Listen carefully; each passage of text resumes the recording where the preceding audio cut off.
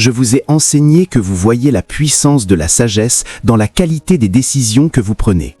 La preuve de la présence de la sagesse est la qualité des décisions qui sortent de votre vie. Parce que, comme vous l'avez appris ici, vous ne choisissez pas les conséquences, vous ne faites que des choix et des décisions. Apprenons-nous maintenant ?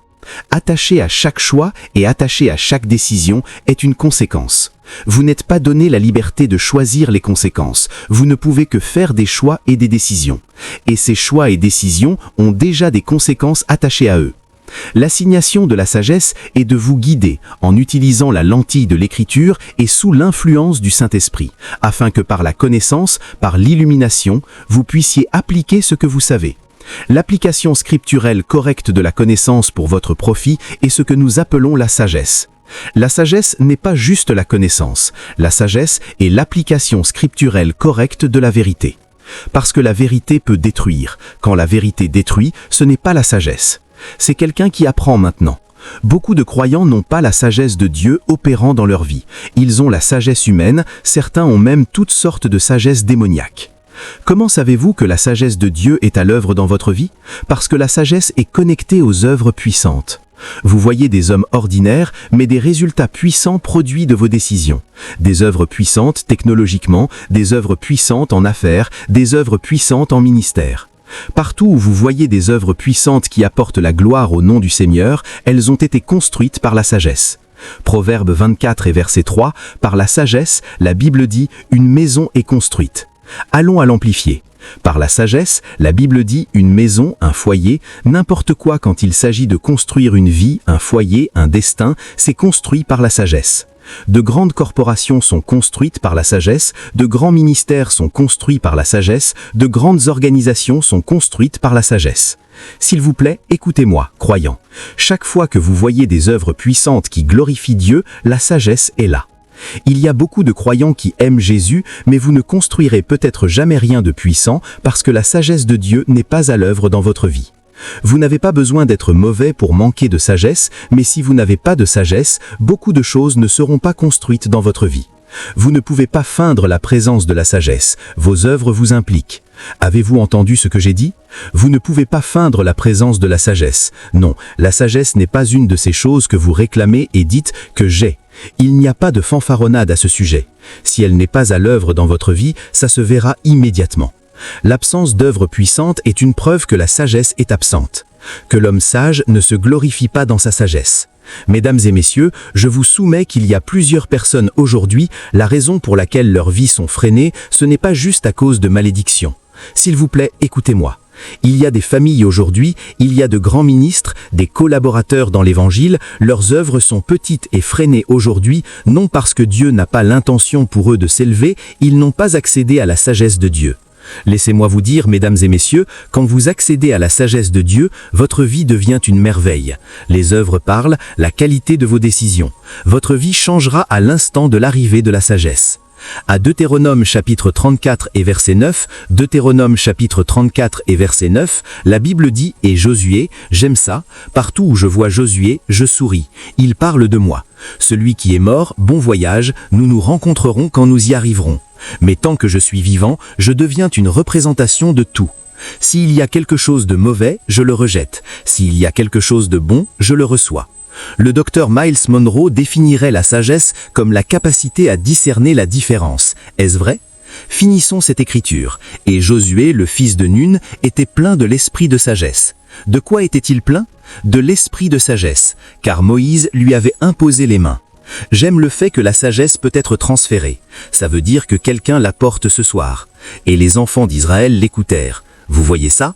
Quand les gens n'écoutent pas, c'est parce que la sagesse ne coule pas de vous. L'esprit humain, régénéré ou non, peut détecter la présence de la sagesse. Laissez-moi vous dire la vérité, l'esprit humain n'a pas besoin d'être recréé, le moment où la sagesse de Dieu trouve expression, tout le monde dans vous peut savoir que ce ne sont pas juste des idées humaines et des philosophies. Il dit « Je te donnerai une bouche et une sagesse que personne ne pourra contredire ni résister ». Écoutez, si Dieu vous envoie, assurez-vous de crier pour la sagesse. Ne comprenez pas juste votre message, ça prend de la sagesse. Colossiens 1 verset 9, laissez-moi vous montrer quelque chose, ou 1 verset 9, Colossiens 1 verset 9, je crois, s'il vous plaît, donnez-le nous, dépêchons-nous. Lisons ensemble, pour cette cause, nous aussi, depuis le jour où nous l'avons entendu, ne cessons de prier pour vous et de désirer que vous soyez remplis de la connaissance de sa volonté dans toute sagesse et compréhension spirituelle. Ce qui fait des hommes puissants des hommes faibles, ce n'est pas leur taille, ce n'est pas leur région, c'est la sagesse. Montrez-moi un homme qui a accédé à la sagesse de Dieu, vous devenez une merveille pour votre monde. Croyez-moi quand je vous dis ça, montrez-moi un homme en ministère, montrez-moi un homme d'affaires qui a, par quelques moyens scripturels, accédé à la sagesse de Dieu, que ce soit directement de Dieu comme il l'a imparti sur Salomon, ou en se soumettant à des vases qui portent cette huile, ou la sagesse qui vient de l'Écriture. Quand ça atterrit sur votre vie, la différence devient claire. Croyez-moi quand je vous dis ça, le déficit de résultats dans le corps de Christ est l'absence de sagesse divine. Maintenant, nous nous enorgueillons de la sagesse intellectuelle, et je ne suis pas contre ça, la sagesse humaine, le bon sens, le travail de Braine, ces choses sont merveilleuses. Mais vous devez comprendre que vous ne pouvez pas enfanter les desseins de Dieu à son attente en utilisant l'intelligence des hommes seuls. Les incroyants savent ça, en plus de toute leur éducation et leur lecture, ils fraterniseront avec des esprits pour dire « Viens et aide-moi, je ne peux pas construire ça par moi-même ».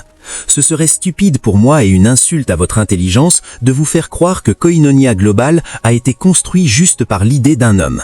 Maintenant, vous savez combien d'idées, idées organisationnelles, vous devez échantillonner dans la force de la chair pour construire. Non, il y a une place pour ça, mais laissez-moi vous dire la vérité. Il y a une impartition de l'esprit de sagesse. Quand ça repose sur vous, la différence devient claire. Certains des messages que vous voyez sortir ici, je n'y ai pas la main dans certains d'eux. Je peux avoir étudié pour les assembler, mais certains d'eux, je vais au lit, certains pendant que je prie, certains pendant que je fais quelque chose d'autre, ça vient, c'est la sagesse de Dieu. Si vous n'avez pas la sagesse de Dieu en tant que prédicateur, si vous lisez votre Bible de la Genèse à l'Apocalypse, vous prêcherez chaque révélation que vous avez, vous serez confus devant vous-même et vos membres. Ils sauront que vous êtes épuisés. Ça prend de la sagesse, il y a une fontaine qui continue à couler. Elle ne s'arrêtera jamais. Je vous dis, nos pères ont touché cette fontaine et ils ont prêché pendant 40 ans, semaine après semaine, ça ne s'assèche jamais. Il y a de grandes affaires qui ont été construites aujourd'hui grâce à la sagesse. Il y a de grandes organisations qui ont été construites aujourd'hui donnant gloire à Dieu. Sagesse. La Bible dit « Est-ce que quelqu'un manque de sagesse ?» Donc, les hommes peuvent manquer de sagesse et ils peuvent savoir qu'ils manquent de sagesse. Ça prend de l'humilité pour arriver à cet état de conscience. Pourquoi mes résultats sont-ils comme ça? Si vous n'êtes pas honnête avec vous-même et que vous vous flattez en « Je suis sûr que c'est juste une condition, les choses ne marchent pas », c'est un mensonge. Ça prend de l'honnêteté et de l'humilité et l'admission. Le ministère peut être meilleur que ça, les affaires peuvent être meilleures que ça, ma famille peut être meilleure que ça, mes enfants peuvent être meilleurs que ça, mon école peut être meilleure que ça, le magasin ou le centre commercial que je construis peut être meilleur que ça. Pourquoi tout le monde dans mon organisation me hait? Je pense que c'est juste de la sorcellerie. Ça peut être vrai, mais avez-vous testé ce que la sagesse peut faire dans cette organisation? Il y a beaucoup de choses que je ne connaissais pas avant de crier à Dieu et de dire « Père, accorde-moi la sagesse, accorde-moi la sagesse, accorde-moi la sagesse ». Quand cette impartation vient, c'est une partie du ministère de la sagesse de discerner les gens avant qu'ils le deviennent. C'est la sagesse qui t'aidera à voir quelqu'un et savoir que ça va être le plus grand secrétaire de prière, le plus grand secrétaire d'études bibliques, le plus grand pasteur qui sortira de toi parce que tu ne peux pas savoir dans la chair. Tu peux voir quelqu'un si têtu, mais la sagesse peut te dire « Endure, il y a un géant qui se lève d'ici ». Si tu n'as pas de sagesse, tu chasseras de bonnes personnes de ta vie parce que tu ne peux pas voir leur avenir à ce point. Tous les leaders ont besoin de sagesse. C'est la capacité de maîtriser le potentiel. Tu peux voir quelqu'un qui semble tout loyal et merveilleux, mais l'Esprit de Dieu te dit « Fais sortir cette personne de ton organisation maintenant, 10 ans à partir de maintenant, tu regretteras ». C'est la sagesse. Tous les leaders deviennent de vrais leaders à cause de la présence de sagesse. Écoutez-vous maintenant? C'est très important. Certains d'entre vous ont donné leur joug à toutes sortes de Judas. Il y a des gifles gauche de Judas, droite de Judas, parce que vous ne connaissez pas. Jésus dira « Viens à moi », tu l'appelleras un démon. Judas dira « Viens » et tu viendras parce qu'il n'y a pas de sagesse. La capacité de discerner n'est pas là. Il y a beaucoup d'entre vous, tout le monde dans votre vie a accès à votre Saint des Saints. Ce n'est pas la sagesse. Le tabernacle a été construit en portant 3 couches. Il y a la cour extérieure, il y a des choses qui restent à la cour extérieure, il y a la cour intérieure, il y a des gens et des choses qui restent à la cour intérieure. Seuls les gens stupides accordent à quiconque accès aux chambres intérieures de votre vie et de votre destin. Ça ne marche pas comme ça. J'apprends par la sagesse et des hommes qui portent la sagesse, ne promouvez jamais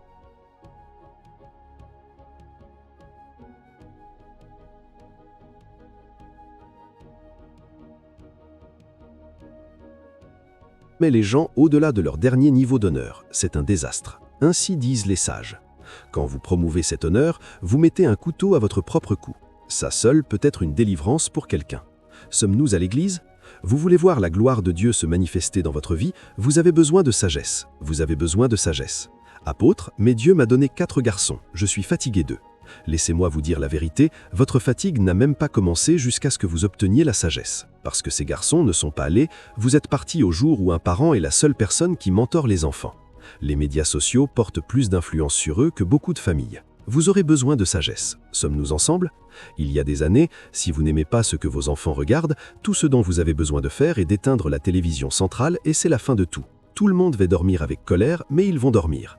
Malheureusement, Élie, comme vous éteignez cette télévision, ça devient une visualisation plus pratique pour les gens. Ils peuvent flipper toutes sortes de choses. Vous avez besoin de sagesse. Il y a beaucoup de batailles sans fin dans la vie des gens parce qu'ils manquent de sagesse. Dieu vient à Salomon de nuit et dit « Demande ce que je te donnerai ». Et il a dit « Je suis jeune, je ne suis pas capable de diriger ces gens, me donnerais-tu un cœur compréhensif pour discerner le jugement ?» C'était une façon de demander la sagesse. Et Dieu était si impressionné, il dit « Tu avais une chance de demander la vie de tes ennemis, tu avais une chance de demander tout ça. Parce que c'est ce que tu as demandé, je t'ai donné ce que tu désires, et en plus, je te donnerai la chose pour laquelle tu n'as pas prié. Des richesses, de la richesse et d'honneur comme aucun roi n'a jamais eu. » Cet homme s'est réveillé sans savoir qu'il portait la sagesse. La première démonstration de la sagesse dans sa vie était de juger le cas entre 2 prostituées. C'est une révélation très puissante. Parce que la Bible dit « 2 prostituées sont allées dormir. Elles avaient toutes 2 des enfants. Sommes-nous ensemble maintenant ?» Et la Bible dit « Je ne sais pas comment elles ont dormi, mais l'une a dormi sur son enfant. » Je peux passer toute la journée à enseigner là-dessus pour que vous puissiez dormir sur votre enfant et ne jamais voir la gloire de Dieu. Parce que la Bible dit dans Luc ou quelque chose comme ça, il dit « Quand ils se sont réveillés, ils ont vu la gloire de Dieu. Ceux qui dorment et restent endormis dorment sur tout, y compris leurs visions, y compris leurs rêves. » Donc la Bible dit « La femme une fois a dormi sur son enfant. Et quand elle s'est réveillée dans la nuit, elle a découvert que son enfant était mort, mais l'enfant de l'autre était encore vivant. » C'est pourquoi vous devriez prier dans la nuit. Beaucoup de choses sont arrivées aux gens dans la nuit. C'était dans la nuit que Joseph a confondu Rachel avec Léa. La nuit est l'absence de lumière, ce n'est pas juste l'obscurité. Chaque fois que vous prenez des décisions sans lumière, vous agissez dans la nuit, et beaucoup d'erreurs arrivent dans la nuit. 7 années ont été ajoutées au destin d'un homme. Digression pour vous donner un point. La Bible dit « Jacob dans la maison de Laban ». Sommes-nous ensemble maintenant ? Il a vu Rachel, il a aimé Rachel, il a dit « Écoute, laisse-moi travailler pour toi pendant 7 ans et j'aurai Rachel. Et par cette nuit, mon Dieu, je réprimande la nuit de votre vie. Écoutez-moi, je prophétise à vous, tout ce qui vous couvre d'accéder à la lumière et que vous tâtonnez dans la nuit en faisant toutes sortes d'erreurs de destin, que vos yeux soient ouverts. La Bible dit « Il a appelé les ténèbres nuit et la lumière, il a appelé jour. » Donc le jour n'est pas juste l'après-midi ou le matin. Le jour est chaque fois que votre lumière vient. Les ténèbres sont. Vous pouvez être à midi l'après-midi, mais ça peut encore être nuit pour vous parce qu'il n'y a pas de lumière. Savez-vous combien de choses arrivent dans la nuit ? De bonnes choses arrivent dans la nuit. À minuit, Paul et Silas ont prié, ils ont chanté, la délivrance est arrivée dans la nuit. Mais des ennuis arrivent dans la nuit. Devrais-je vous dire une chose de plus qui est arrivée dans la nuit ? Pendant que les hommes dormaient, quel fermier vient planter dans la nuit ? Aimez-vous planter dans la nuit ? Vous vous reposez dans la nuit. Mais il y a un fermier mystérieux et il viendra près de votre maison tôt ou tard parce qu'il est retour, il attend. Le moment où il voit votre soleil se coucher, il porte ses semences, de manière à ce que vous ayez l'intention de planter la faveur, mais ce que vous récoltez est la douleur et toutes sortes de choses, et vous vous demandez qui m'a rejoint dans cette ferme, parce que je me souviens des semences que j'avais l'intention de semer. Vous voyez, si vous cultivez dans le jour, vous pouvez savoir quand un étranger intruse. Mais quand c'est l'obscurité, vous ne saurez pas quand quelqu'un jette aussi des semences dans votre ferme. Encore une fois, je prie pour vous, que l'obscurité soit loin de votre vie, que l'obscurité soit loin de votre vie. Vous savez ce que sont les semences ? Laissez-moi vous dire ce que le fermier porte selon la parabole que Jésus a donnée. Les semences sont des paroles. C'est ce qui rend les semences puissantes, parce que vous n'avez pas besoin d'être à l'endroit où le désastre devrait arriver pour que les semences tombent. Vous pouvez vous tenir à distance et quand même semer. Sagesse. Vous avez besoin de prier pour la sagesse ce soir. Il y a beaucoup d'entre nous qui manquent de sagesse, c'est clair. Tout le monde que vous avez apporté dans votre vie était la personne envoyée par le diable pour vous détruire, et vous n'aviez pas les yeux pour voir. Ce dont vous avez besoin, c'est de la sagesse. Sommes-nous ensemble maintenant ? Ouais, sagesse, pas de discernement. Quand le trouble était sur le point de venir dans une zone, la personne dans cette maison est partie, et vous étiez celui qui est allé et est entré dans la maison. Dès que vous êtes entré dans la maison, la police est venue et a dit « Quiconque est dans cette maison devrait aller au poste de police ». Vous dites « Je suis un nouveau locataire, je suis juste venu hier ». Ils disent « Suivez-nous ». Encore de la sagesse. La sagesse est connectée aux œuvres puissantes. J'ai vu beaucoup de gens qui aiment Dieu, mais ils ne peuvent pas faire beaucoup pour la gloire de Dieu parce qu'il n'y a pas de sagesse. Beaucoup de familles sont devenues et restent petites. Beaucoup de destins sont devenus et restent petits parce qu'ils manquent de sagesse. J'ai vu le déficit de sagesse dans ma vie et je savais que la sagesse était au-delà de l'éducation. Merci Dieu pour l'éducation, ce sont des amplificateurs. Mais laissez-moi vous dire la vérité. La sagesse qui vient d'en haut est une dotation de l'esprit, et quand elle repose sur votre vie, la sagesse est une de ces choses qui parle immédiatement. Honnêtement, si elle vient, si elle atterrit vraiment sur votre tête, elle parle immédiatement. Qualité, décision supérieure. Vous pouvez voir quelqu'un et la sagesse vous attirera, allez saluer la personne, et ça devient la relation qui vous mène au niveau suivant, et les gens regardent juste votre vie et pourquoi est-ce qu'elle a des vous juste les hauteurs? C'est comme si tout ce que vous touchez se transforme en or, c'est l'assignation même de la sagesse. Il y a des organisations puissantes qui peuvent s'élever quand les croyants comprennent la sagesse, la capacité de discerner, la capacité de connaître le jugement. L'honneur est un dérivé de la sagesse. Quand la sagesse est à l'œuvre en vous, elle vous fera savoir qu'il y a des gens que vous ne combattez pas dans votre vie, même s'ils ne sont pas nés de nouveau. Il y a des gens qui ne sont pas jetables. Dieu honore leur position et Dieu les fera être en paix avec vous pour que vous puissiez aller. Vous essayez de les combattre, votre vie sera endommagée d'une façon que vous ne pouvez pas imaginer. Sagesse. Il y a des custodes, il y a des gardiens de porte dans le monde des hommes, bien qu'ils ne soient pas sauvés. La sincérité de leur cœur leur a valu une position que Dieu reconnaît. Vous ne combattez pas de telles personnes, vous priez que Dieu leur accorde la faveur avec vous pour que la porte puisse s'ouvrir pour vous. Il y a beaucoup de gens stupides qui ont porté le zèle sans connaissance à leur détriment. Comment à propos de l'honneur? C'est la sagesse qui vous enseigne que quand vous voyez des résultats que vous n'avez pas eus, reconnaissez-le avec votre cœur ouvert et vous recevrez de ça. Sagesse. Écoutez, quand la sagesse de Dieu vient sur vous, tout devient un conférencier pour vous. Tout ce que vous regardez, les fourmis, vous apprenez quelque chose. Vous regardez les hommes, vous apprenez quelque chose. Vous regardez les fous, vous apprenez quelque chose.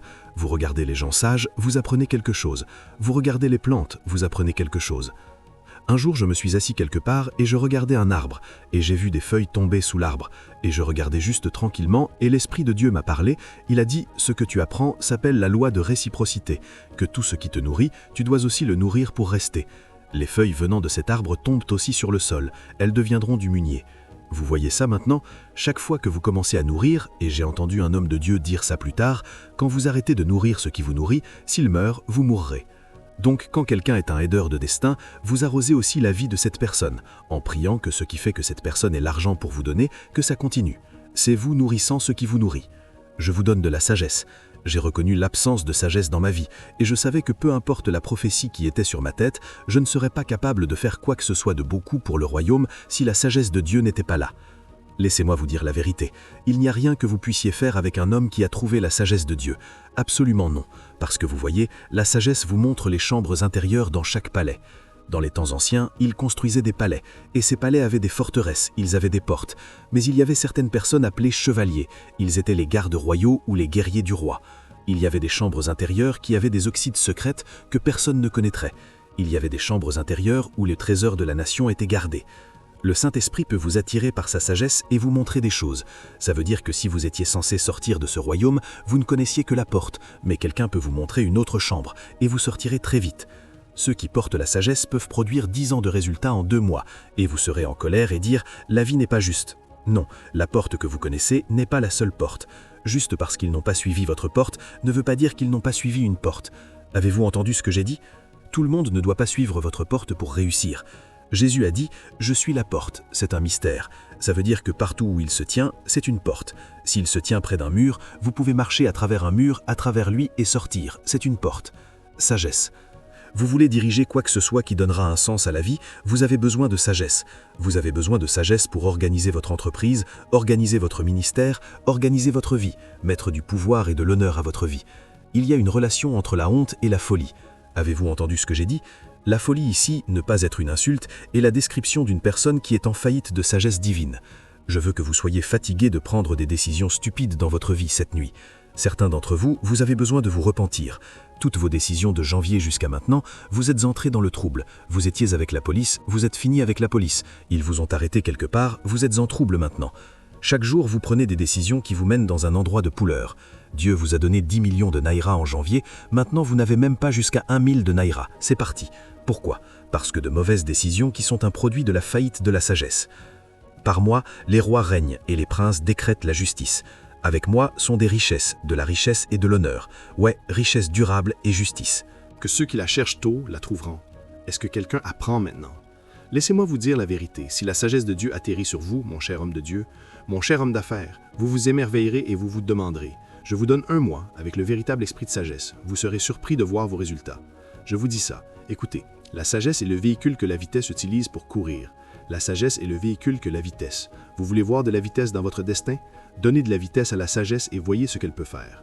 Le chariot que la sagesse monte pour frustrer votre vie s'appelle la sagesse. C'est incroyable combien de croyants ignorent la sagesse et veulent prospérer. Non. Ignorez la sagesse et voulez exceller en ministère. Apôtre, mais vous voyez ma vie? Je suis un diplômé sincère, mais rien ne marche dans ma vie. Je sympathise avec vous, sincèrement, de tout mon cœur, mais je vous dirai encore que vous êtes où vous êtes parce que l'absence de sagesse vous a enchaîné là. Votre liberté vient quand la sagesse vient. L'histoire a fait justice en documentant des vies ordinaires, parfois des vies misérables, qui n'avaient rien autour d'elles qui ressemblait à des résultats. Mais certains de ces gens ont pu accéder à la sagesse. Laissez-moi vous montrer 3 façons d'accéder à la sagesse rapidement. Je suis encore en train d'enseigner sur les expressions de la gloire de Dieu, nous avons beaucoup à couvrir. Il y a 3 façons d'accéder à la sagesse. Numéro 1. Vous pouvez utiliser la prière pour accéder à la sagesse. Vous pouvez crier à Dieu pour la sagesse en prière. Vous pouvez crier à Dieu en prière pour la sagesse. Vous pouvez crier à Dieu en prière. « Seigneur, je suis conscient que je suis en faillite de sagesse, mais ta parole me dit que c'est dans mon destin en Christ de manifester la sagesse. » Vous pouvez prier votre chemin pour accéder à la véritable sagesse. Numéro 2. La lumière de l'Écriture. La lumière de l'Écriture ou l'étude diligente de l'Écriture vous accorde l'accès à la sagesse. La sagesse de Dieu est piégée dans sa parole. La lumière de l'Écriture, l'étude diligente de l'Écriture vous donne l'accès à la sagesse. La 3e et dernière façon, eh bien, il y en a beaucoup d'autres, mais je suis juste, peut-être que je devrais en ajouter 2 de plus, eh bien, pour le temps, je vais juste vous en donner une de plus. L'impartation. L'impartation de prouver, pas proposer, porteur de l'esprit de sagesse. L'impartation de prouver, porteur de l'esprit de sagesse. Ces, parmi beaucoup de façons, sont les façons dont vous accédez à la sagesse. Je le répète une fois de plus pour votre compréhension. Numéro 1. Un cri pour la sagesse en prière. Numéro 2. L'étude de l'Écriture, la lumière qui en vient. Numéro 3, l'impartation de prouver porteur de sagesse. Et si je peux acheter 1 minute de plus pour parler sur la sagesse, je vous dirais que la sagesse est améliorée par la méditation. Quand vous savez comment méditer, vous asseoir tranquillement et réfléchir, l'esprit de sagesse commence à bouger. C'est comme ça que des idées brillantes altérant le destin sortent, que vous gardez juste un morceau de papier devant vous en priant dans l'esprit, un culte simple et en disant « Esprit du Dieu vivant » ou parfois vous n'êtes même pas en culte simple, dans un silence complet, « Parle-moi ». Et Dieu commence à télécharger les 10 prochaines années de votre vie, télécharger le prochain plan de votre ministère ou organisation pour vous. Que vous trouviez la sagesse ce soir. Au nom de Christ Jésus. Amen.